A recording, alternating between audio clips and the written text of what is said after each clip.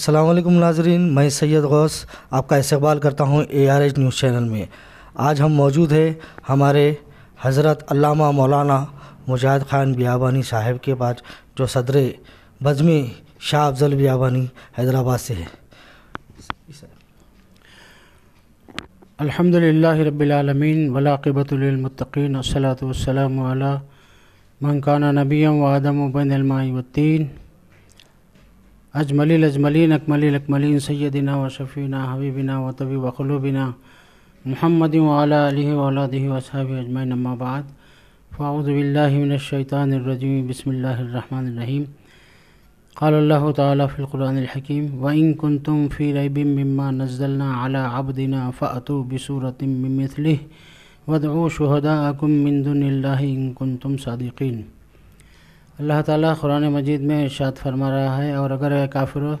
تم اس کتاب کے بارے میں شک کرتے ہو جو ہم نے اپنے بندہ خاص محمد رسول اللہ صلی اللہ علیہ وسلم پر نازل کی، تو تم بھی بنا لاؤ ایسی ایک صورت، فَأْتُوا بِسُورَةٍ مِّن مِّثْلِهِ، تو تم قرآن کی اس آیت کی جیسی ایک آیت بنا لاؤ، فَأْتُوا بِسُورَةٍ مِّن مِّثْلِهِ، ایسی صورت بنا لاؤ،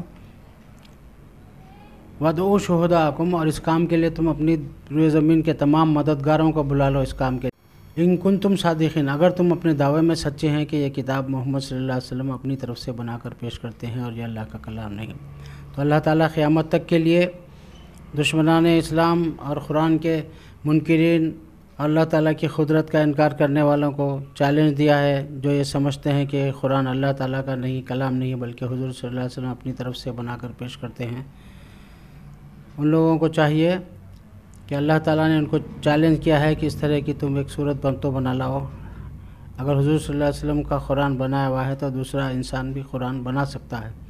یہ قرآن حضور صلی اللہ علیہ وسلم کا اپنا بنایا ہوا نہیں ہے، اللہ کا کلام ہے۔ اور شیعہ وقف بورڈ کا چیئرمین وسیم رضوی نے جو 26 قرآن مجید کی آیات کے بارے میں جس میں جہاد کا حکم دیا گیا ہے، کافروں سے لڑنے کا حکم دیا گیا ہے، اور وہ ان آیات کو قرآن مجید سے نکال دینے کے لیے کہہ رہا ہے، جبکہ قرآن کے ایک زیر زبر کو بھی کوئی بدل نہیں سکتے، اور وہ یہ چاہتا ہے کہ اس کی بات کا جواب دیں، اسے مارے نہیں، اسے کافر نہ کہیں، اس کو برا نہ کہیں، پہلے وہ جو آیات جو بات پیش کر رہا ہے اس کا جواب دے۔ تو اس کا جواب ہم یہ دیتے ہیں کہ وہ یہ بھی کہتا ہے کہ لکم دینکم ولی دین کہا گیا ہے، تمہارا دین تمہارے ساتھ، ہمارا دین ہمارے ساتھ۔ تو کون سے آیات کس مقام پر، کس موقع محل پر نازل ہوئی، جب تک اس کا علم نہ ہو تو آدمی قرآن پڑھ کر بھی جو ہے گمراہ ہو جاتا ہے۔ تو ایک مقام پر اللہ نے فرمایا حضور سے، لکم دینکم ولی دین، اے حبیب آپ ان سے کہہ دیجئے کہ تمہارا دین تمہارے ساتھ ہے، ہمارا دین ہمارے ساتھ ہے۔ اتنا کہہ کر اللہ تعالیٰ خاموش نہیں رہا، پھر بعد میں اللہ تعالیٰ نے فرمایا، یا ایھا النبی جاہد الکفار والمنافقین، اے نبی، اے غیب کی خبریں دینے والے، اے حبیب صلی اللہ علیہ وسلم، آپ کافر اور منافقین سے جہاد کرو۔ اور حضور پاک صلی اللہ علیہ وسلم کبھی بھی جہاد میں پہل نہیں کی، دشمن کے اوپر وار کرنے میں بھی پہل نہیں کی، جب تک کہ دشمن وار نہیں کیا، یہاں تک کہ دشمن اتنا ستائے کہ طائف کی پہاڑیوں میں چاروں طرف سے آپ کو گھیر کر پتھر مارے۔ حضور پاک سے پوچھا گیا کہ سب سے زیادہ اذیت آپ کو کہاں پہنچی، تو آپ نے فرمایا مجھے طائف میں پہنچی تکلیف، طائف والوں نے چاروں طرف سے گھیر کر مجھے پتھر برسائے مجھ پر، یہاں تک کہ حضور پاک صلی اللہ علیہ وسلم کی اڑی مبارک بھی لہو لہان ہو گئی تھی۔ تو حضور پاک صلی اللہ تعالیٰ علیہ وسلم نے اللہ کا کلام جیسا نازل ہوا ویسا ہی ہم کو جو ہے بتایا، اور قیامت تک یہ کلام ایسے ہی رہے گا، ایک لفظ بھی اس میں ادھر ادھر نہیں کیا جا سکتا۔ یہ مردود وسیم رضوی جو کہہ رہا ہے کہ یہ 26 آیات کو قرآن مجید سے نکال دو، تو جہاد جس میں جو ہے کافروں سے جہاد کا حکم دیا گیا، اس میں بھی اس وقت تک جب تک کہ مخالف سے آنے والے کافر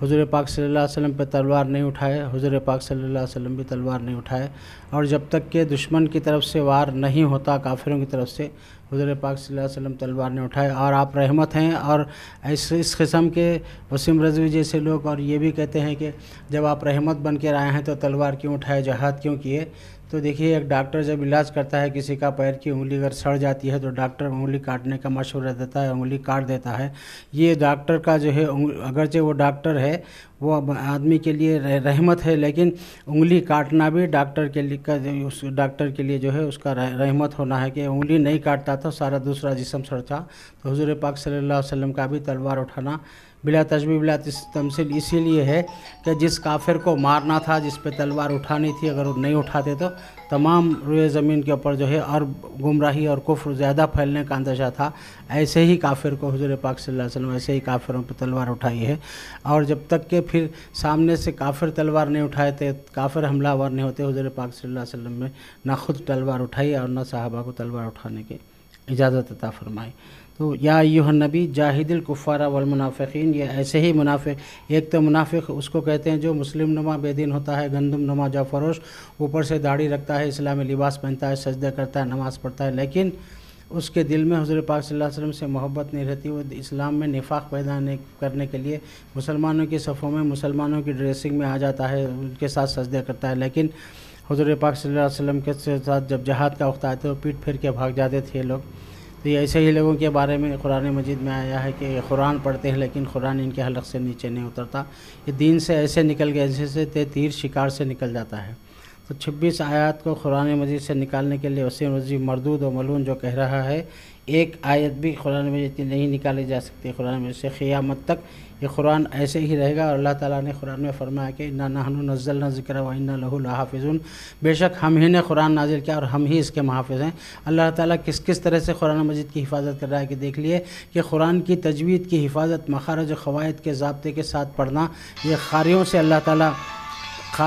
تعالیٰ نے قرآن کی حفاظت، تجوید کی حفاظت فرمایا، اور حافظوں سے قرآن کو یاد کرنے کی الف لام میم کے الف سے سورہ ناس کے سین تک سارا قرآن حافظوں سے اس کی حفاظت فرمایا، اور علماء کرام سے قرآن مجید کی تفسیر اور تعلیمات کی جو حفاظت فرمایا، عارفین سے قرآن کی باطن کی حفاظت فرمایا۔ اس طرح سے قرآن کے ظاہر اور باطن، تجوید، قرات اور جو ہے تفسیر اور جو اس کی عرفانی تعلیم، جو کچھ باطن ہے ظاہر ہے، ساری کی ساری حفاظت قیامت تک اللہ تعالیٰ نے اس آیت میں فرما دی کہ انا نحن نزلنا الذکر و انا لہ لحافظون۔ ایک آیت بھی قرآن مجید کی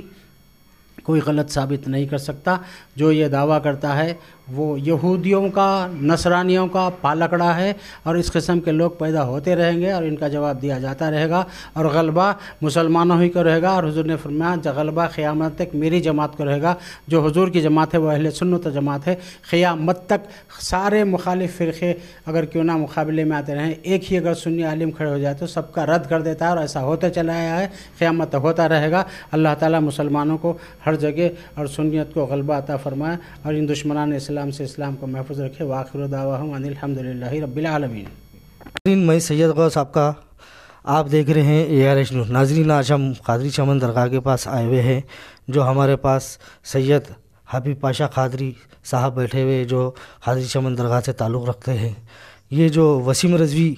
جو 26 آیاتوں کے اوپر بیان دیا، جو کورٹ کے اندر داخل کیا ہے، اس کے تعلق سے بات کرنے کے لیے آئے ہوئے۔ السلام علیکم ورحمۃ اللہ وبرکاتہ۔ جیسا کہ آپ نے ابھی فرمایا کہ وسیم نامی شخص جس کا تعلق لکھنؤ اتر پردیش سے ہے، اس شخص نے قرآن کریم کے متعلق یہ کہا کہ اس کی 26 آیتیں جو ہے یہ بعد میں داخل کی گئی ہیں، جس کو نکال دینے کے لیے اس نے سپریم کورٹ کے اندر عرضی داخل کی ہے۔ یہ شخص کے تعلق سے ہم جانتے ہیں کہ ایک عرصے سے اس شخص نے شرنگیزی کا ایک سلسلہ شروع کر دیا ہے، خواہ وہ بابری مسجد کے معاملے میں ہو، خواہ وہ NRC اور CAA کے معاملے میں ہو، خواہ وہ گستاخانہ فلم بنانے کے معاملے میں، خواہ وہ مدارس کو نشانہ بنانے کا معاملہ ہو۔ سب سے پہلے تو قرآن مجید میں خود اللہ تبارک و تعالیٰ نے ارشاد فرمایا انا نحن نزلنا الذکر و انا لہ لحافظون، کہ بے شک اللہ فرماتا ہے کہ ہم نے ہی قرآن مجید کی آیات کو نازل کیا ہے اور ہم ہی اس کے محافظ ہیں۔ تو اب جب اللہ تبارک و تعالیٰ نے یہ فرما دیا کہ قرآن مجید کو ہم نے نازل کیا اور ہم اس کے محافظ ہیں، تو قرآن مجید کے اندر کسی قسم کی کوئی تحریف ممکن نہیں۔ اس طرح کی ناپاک اور گری ہوئی کوششیں ایک عرصے دراز سے ہو رہی ہیں مختلف مقامات پر۔ لوگوں نے ایڑی چوٹی کا زور لگا دیا ہے کہ وہ کسی نہ کسی طرح سے قرآن مجید کے اندر تحریف کر سکیں، اور لیکن یہ بات مسلم ہے اور تاریخ اس بات کی شاہد ہے کہ لاکھ کوششیں کرنے کے باوجود بھی یہ لوگ اپنے مقاصد میں ناکام رہے ہیں. قرآن مجید کے اندر ایک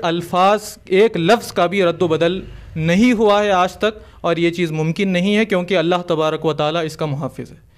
اب ہمیں یہ کام یہ کرنا ہے کہ اگر قانونی اقدامات کیے جاتے ہیں، یہ در حقیقت دشمنوں کا اعلی کار ہے، اور جو دشمنان اسلام ہندوستان کے اندر موجود ہیں یہ ان کا اعلی کار ہے اور ان کے لیے کام کر رہا ہے تاکہ مسلمانوں کی صفوں کے اندر انتشار پھیلایا جائے اور مسلمانوں کو منتشر کر دیا جائے. لیکن ہمیں چاہیے کہ ہم آپس میں اتحاد کا مظاہرہ کریں، اپنی صفوں کے اندر اتحاد پیدا کریں اور آپس میں متحد ہو کر رہیں. اور اگر قانونی اقدامات کیے جاتے ہیں تو ہمیں بھی چاہیے کہ ہم قانونی کارروائی کریں. اور اس کے علاوہ میری گزارش تمام برادران اسلام سے یہ بھی ہے کہ ہم آپس میں متحد بھی رہیں اور ساتھ ساتھ قرآن مجید سے اپنے تعلق کو مضبوط کریں. قرآن مجید کی تعلیمات کو ہم اپنی زندگیوں میں اپنائیں. اس طرح کی کوششیں برسوں سے چلی آ رہی ہیں، لیکن